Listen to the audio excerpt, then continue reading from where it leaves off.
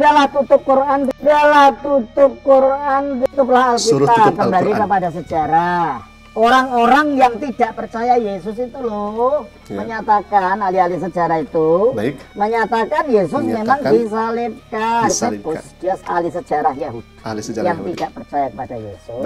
Menyatakan dalam bukunya Kejaman Kunoan Bangsa Yahudi bahwa Yesus memang disalibkan. Dan ada banyak bukti-bukti yang lain dari sejarah di luar Alkitab, yang meneguhkan Yesus telah Assalamualaikum warahmatullahi wabarakatuh. Pendeta atau Romo ini mengajak untuk menutup kitab Al-Quranul Karim agar percaya dengan penyaliban Yesus dengan cara melihat tulisan-tulisan Yahudi. Pertama, harus digarisbawahi terlebih dahulu bahwa menutup Al-Quran itu adalah tindakan yang paling naib di muka bumi ini. Kenapa? Karena bagi umat Islam, Al-Quran itu adalah hudan, petunjuk bagi orang-orang yang beriman.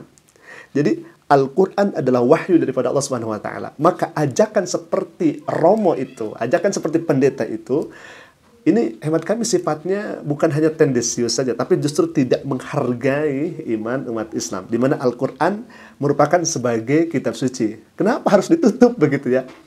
Artinya, mengabaikan kitab suci Al-Quran adalah pengkhianatan yang sangat besar terhadap akar iman, di mana kitab suci adalah wahyu daripada Allah Subhanahu wa Ta'ala. Apakah kita akan percaya kepada makhluk Allah, kemudian kita mengabaikan firman Allah Subhanahu wa Ta'ala? Tidak semudah itu, wahai Bapak Gereja. Mohon maaf, kita sejatinya beda server. Jadi harus digarisbawahi juga, sejarah Yahudi bukan otoritas tunggal yang netral. Mengambil catatan Yahudi sebagai kebenaran mutlak juga tidak objektif. Dalam catatan Yahudi sendiri, justru Yesus dianggap nabi palsu, Bapak Pendeta. Bahkan diejek dalam kitab Talmud itu. Mohon maaf, sampai dalam Talmud Yesus itu disebut anak haram. Na'udzubillah min dzalik. Kita tentunya sebagai umat Islam tidak rela dan tidak ridho ketika Nabi Isa alaihissalam disebut anak haram. Lalu apakah seorang Kristen atau Bapak Gereja sendiri mau tunduk pada catatan yang menolak Yesus itu sendiri? Nah, tinggal dipikirkan saja. Nah, harus digarisbawahi juga, Al-Quran tidak menolak penyaliban. Jadi Al-Quran itu sejatinya tidak menolak penyaliban. Hanya saja Al-Quran menyatakan dengan sangat tegas dan sangat jelas tanpa ragu dan ambigu bahwa yang disalibkan itu sejatinya bukan Yesus, tapi yang diserupakan. Dan Al-Quran ini datang sebagai koreksi terhadap kekeliruan penafsiran sejarah. Allah Subhanahu wa Ta'ala berfirman, faqala ta'ala, a'udzubillahi minasyaitonir rajim, bismillahirrahmanirrahim. Wa ma qataluhu wa ma salabuhu walakin syubbiha lahum.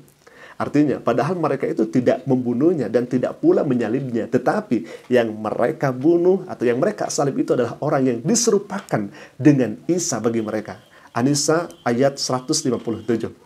Islam tidak buta sejarah, tetapi memposisikan wahyu Allah sebagai korektor sejarah yang sudah disalahpahami. Dan Al-Quran sebagai wahyu Allah Subhanahu wa Ta'ala yang menjawab keraguan-keraguan yang ada. Jadi harus diketahui juga bahwa fakta sejarah tidak hanya satu suara. Justru banyak ahli sejarah yang meragukan atas detailnya penyaliban Yesus itu sendiri. Jadi bukan hanya penyalibannya ya, kita garis bawahi, bukan penyaliban, tetapi detailnya. Karena hal ini masih kabur menurut sejarawan, menurut mereka. Bahkan banyak sarjana non-muslim atau sarjana modern dan ahli sejarah barat yang mengakui bahwa detail penyaliban Yesus masih kabur. Termasuk siapa sebenarnya yang disalib, motivasi dibalik penyaliban, hingga identitas yang sesungguhnya, siapa yang disalibkan. Jadi, mengklaim sejarah sebagai kebenaran mutlak lebih lemah dibanding berpegang kepada wahyu daripada Allah Subhanahu wa Ta'ala. Yang jelas, wahyu Allah suci dan terjaga. Kemudian, terkait daripada penyaliban, ini kita akan bahas ya, tidak ada saksi mata sejarah yang mencatat secara langsung semua catatan misal Bible ditulis puluhan tahun setelah kejadian. Selanjutnya, ada kemudian catatan-catatan Bible yang tidak sekata, termasuk soal waktu, kemudian siapa yang hadir saat penyaliban. Hal ini diungkapkan oleh Profesor John Dominic Crossan Jadi ada satu seminar ya, seminar anggota di sana. Beliau mengatakan, we know absolutely nothing about the actual moment of Jesus' death or about who was there. Yang artinya kita sama sekali tidak tahu apa-apa tentang saat kematian Yesus yang sebenarnya atau siapa yang hadir kala itu. Begitu kira-kira yang disampaikan oleh beliau. Contohnya misalkan, kita ambil dalam Bible. Semisal penyaliban Yesus di Markus 15:25 jam 9 pagi.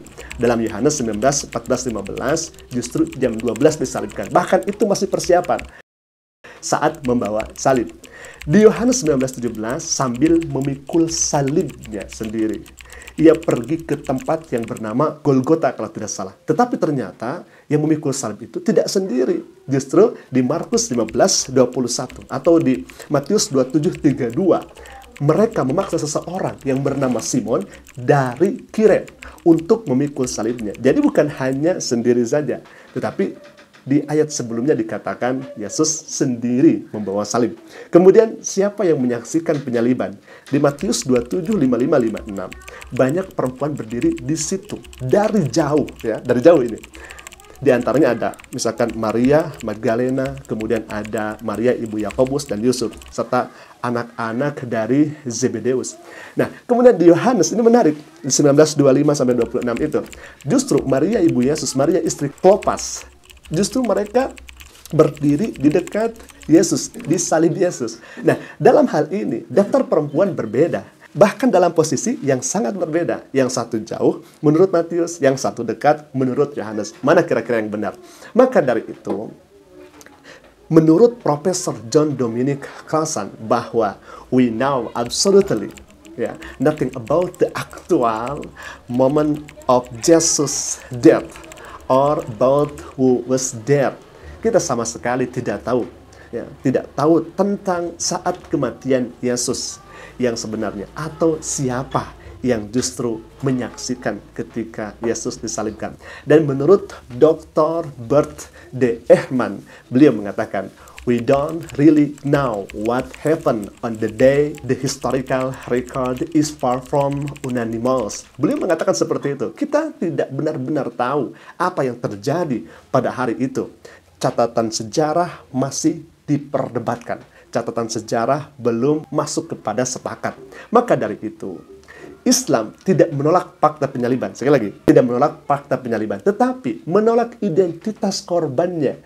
Umat Islam mengakui bahwa penyaliban benar-benar terjadi di Yerusalem. Seorang manusia disalibkan, itu fakta sejarah yang tak kami bantah.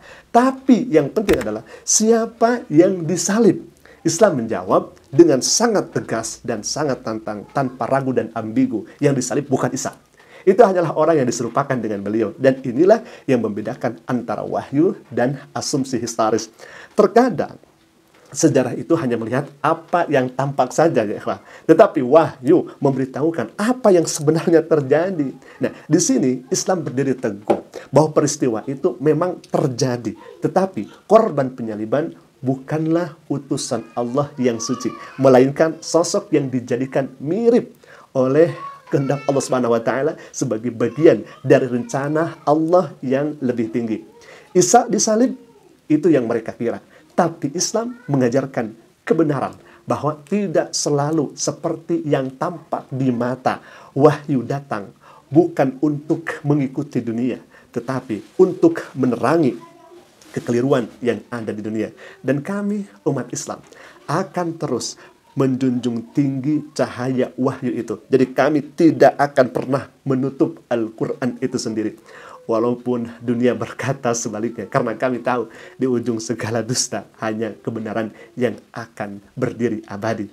Wallahu yaqulul haqqa wa huwa yahdis sabil. Dan Allah yang mengatakan kebenaran. Dan dialah Allah yang menunjukkan jalan. Suratul Ahzab ayat keempat. Alhamdulillah, jadi intinya kami menjawab daripada Romo atau pendeta ini, katanya tutup Al-Quran untuk mengetahui penyaliban Yesus. Kami sejatinya tidak menafikan adanya penyaliban, tetapi yang menjadi korban penyaliban dalam akidah umat Islam itu yang diserupakan. Artinya di sini kami tidak akan menutup Al-Quran, karena dalam Al-Quran justru ada kebenaran. Aku qouli hadza, ala pemini. Assalamualaikum warahmatullahi wabarakatuh.